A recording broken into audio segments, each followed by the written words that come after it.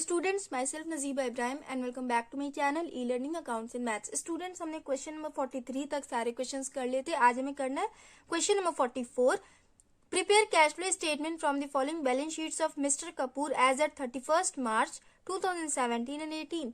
Mister Kapoor का balance sheet दिया हुआ है, इससे हमें कैश फ्लो स्टेटमेंट प्रिपेयर करना। ओके, तो ये लायबिलिटी साइड एंड ये एसेट साइड। ओके, उसके बाद एडिशनल इंफॉर्मेशन में देखिए point A, there was neither any drawings nor any capital addition during the year। during the year ना तो कोई ड्राइंग हुआ, ना ही कैपिटल में और कैश कंपनी ने ऐड किया। Okay, point B, there was no purchase or sale of fixed asset। ना तो कंपनी ने कोई फिक्स्ड एसेट परचेज किया, ना ही सेल किया। ओके, काफी इजी क्वेश्चन है स्टूडेंट्स। तो चलिए सबसे पहले ऑपरेटिंग एक्टिविटी से कैश फ्लो कैलकुलेट करते हैं ना। तो यहां लिखेंगे point A, cash flow from operating activities.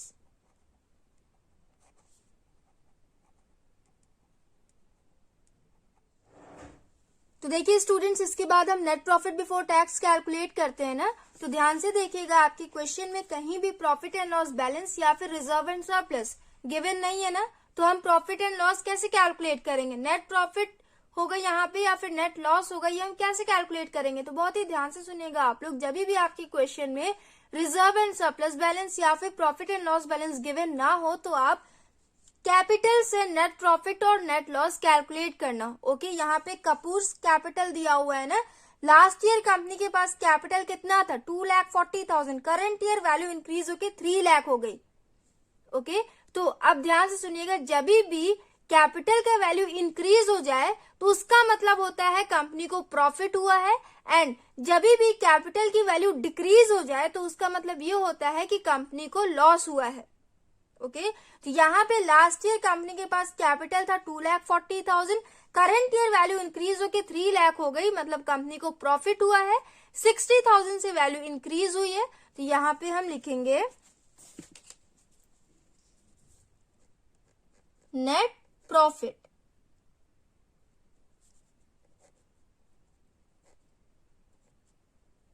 Three lakh minus 2,40,000, कितने से वैल्यू इंक्रीज हुआ है? 60,000 से ना। तो यहां लिखेंगे 60,000। आगे हमारा नेट प्रॉफिट बिफोर टैक्स। इसके बाद नॉन कैश आइटम्स का हम एडजस्टमेंट करते हैं ना। तो लिख लेंगे एडजस्टमेंट्स ऑफ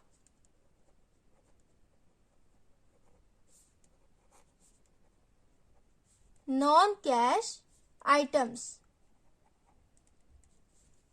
तो देखिए यहाँ पे आपके बैलेंस शीट में कोई ऐसा पॉइंट गिवन नहीं है जिससे ये पता लगे कि ये नॉन कैश आइटम दिया हुआ है, ना ही आपके एडिशनल इंफॉर्मेशन में कोई पॉइंट गिवन है। बट एक जगह देखिए, यहाँ पे लिखा हुआ है कंपनी ने फिक्स्ड एसेट ना तो परचेज किया ना तो सेल किया। ओके, फिक्स्ड एसेट पे डेप्रिसिएशन लगता है ना, and depreciation non cash item में आता है।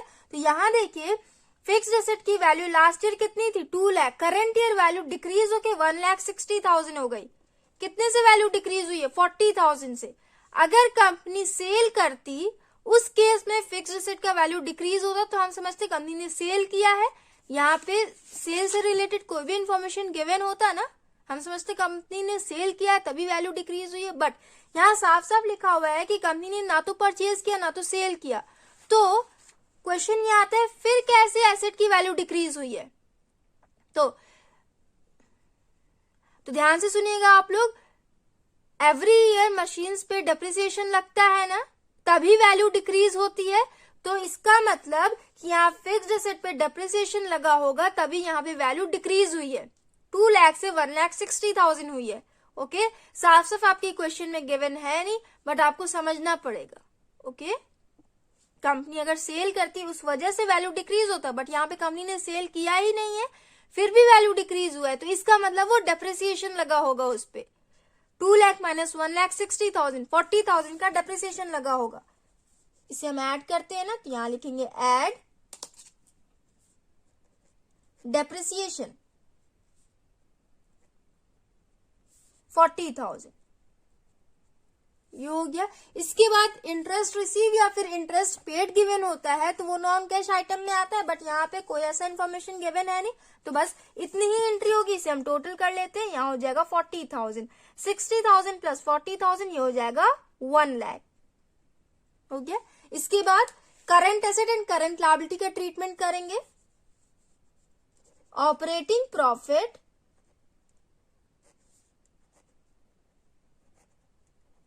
बिफोर वर्किंग कैपिटल चेंजेस, ये हो गया ना।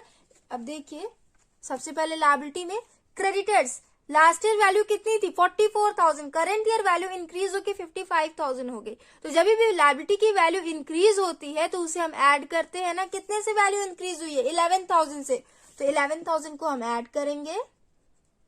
Add creditors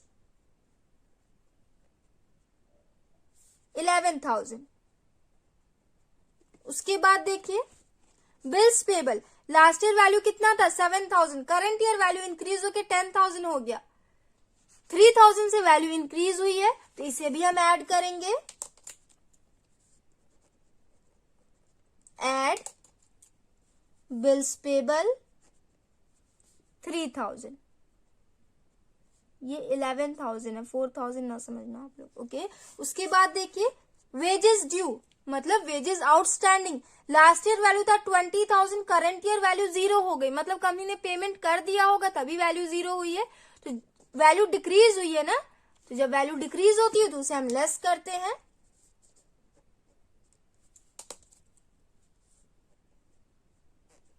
wages due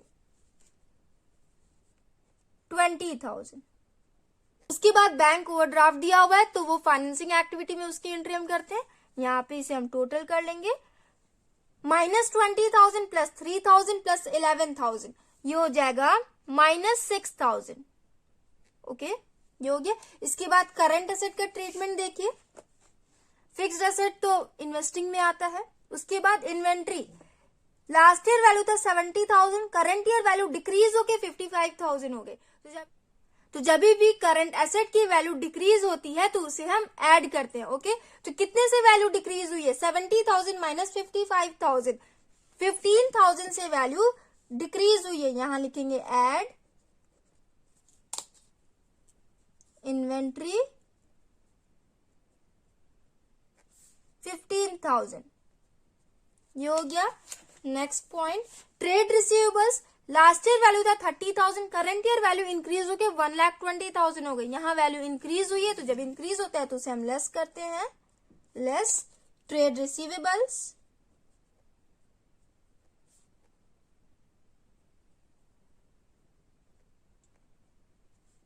1,20,000 minus 30, 90,000 से वैल्यू इंक्रीज हुई है।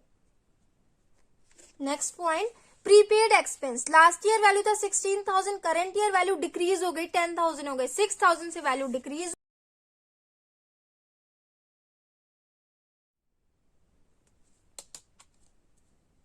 जब वैल्यू डिक्रीज होती है तो उसे हम ऐड करते हैं प्रीपेड एक्सपेंस।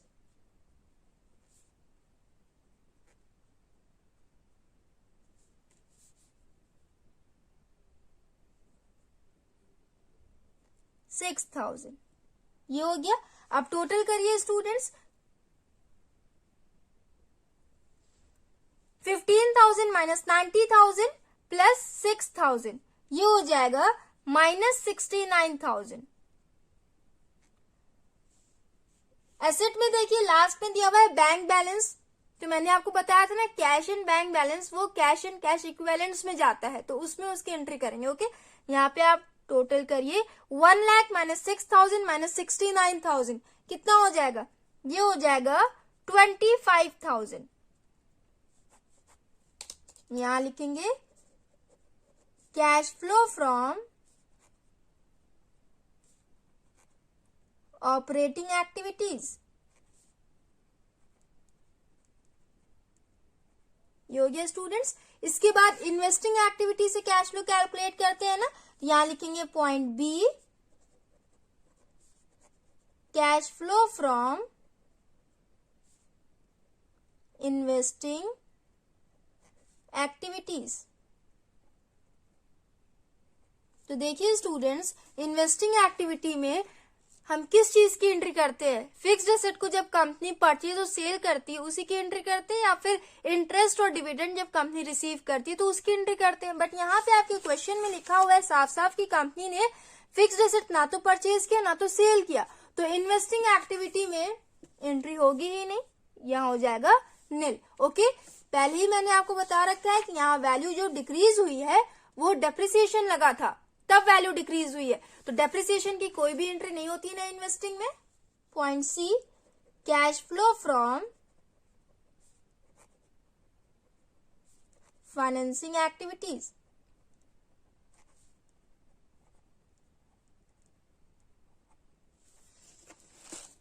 यहां देखिए, liability side bank overdraft financing में जाता है ना। लास्ट ईयर वैल्यू था 5000, करंट ईयर वैल्यू 0 हो गई, मतलब कंपनी ने पेमेंट किया होगा, आउटफ्लो हुआ तभी वैल्यू डिक्रीज हुई है इसकी, तो इसे हम माइनस कर देंगे। यहां लिखेंगे बैंक ओवरड्राफ्ट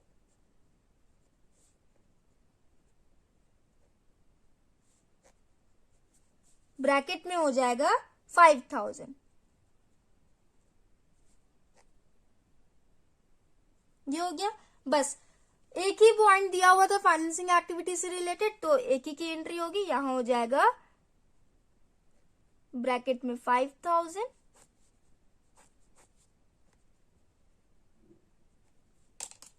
ये हो जाएगा cash used in financing activities. इसके बाद तीनों एक्टिविटीज को हम ऐड करते हैं ना, तो यहाँ पे इन्वेस्टिंग एक्टिविटी आपका 0 है, हमें बस ऑपरेटिंग एक्टिविटी और फाइनेंसिंग एक्टिविटी इन दोनों को ही ऐड करना है। तो ध्यान से देखिएगा, ऑपरेटिंग एक्टिविटी आया है 25,000 प्लस फाइनेंसिंग एक्टिविटी आया है -5,000। प्लस माइनस माइनस होता है, 25,000 माइनस 5,000 ये हो जाएगा 20,000। 20,000 आया ये, तो यहां लिखेंगे नेट इंक्रीज इन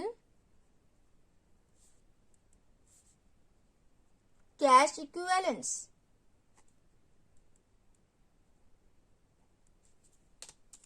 $20,000। इसमें हम कैश इक्विवेलेंस के ओपनिंग बैलेंस को ऐड करते हैं ना, तो आपका क्लोजिंग बैलेंस आ जाता है। तो यहां देखिए बैंक बैलेंस दिया हुआ है ना, मैंने आपको पहले बताया कैश इक्विवेलेंस में आता है बैंक बैलेंस, तो ओपनिंग बैलेंस यहां 0 दिया हुआ है, और यहां पे आपका है 20,000। 20,000 प्लस 0 इज इक्वल टू 20,000। यहां क्लोजिंग ईयर का आपका ऑलरेडी 20,000 शो कर रहा है, वेरीफाई भी हो गया कि हमने करेक्ट किया है। तो यहां लिखेंगे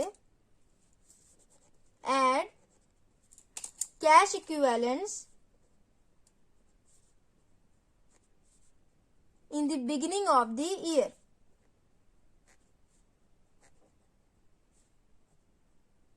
वो हो जाएगा 0, तो ये हो जाएगा नील, ये हो जाएगा 20,000। यहां पे लिखेंगे cash equivalence at the end of the year।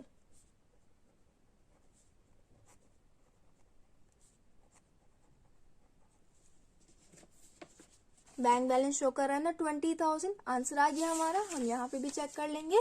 Cash from operating activities 25,000, cash from investing activities nil, and cash used in financing activities 5,000। So students, हमने क्वेश्चन नंबर 44 भी कंप्लीट कर लिया। नेक्स्ट वीडियो में हम नेक्स्ट क्वेश्चंस करेंगे।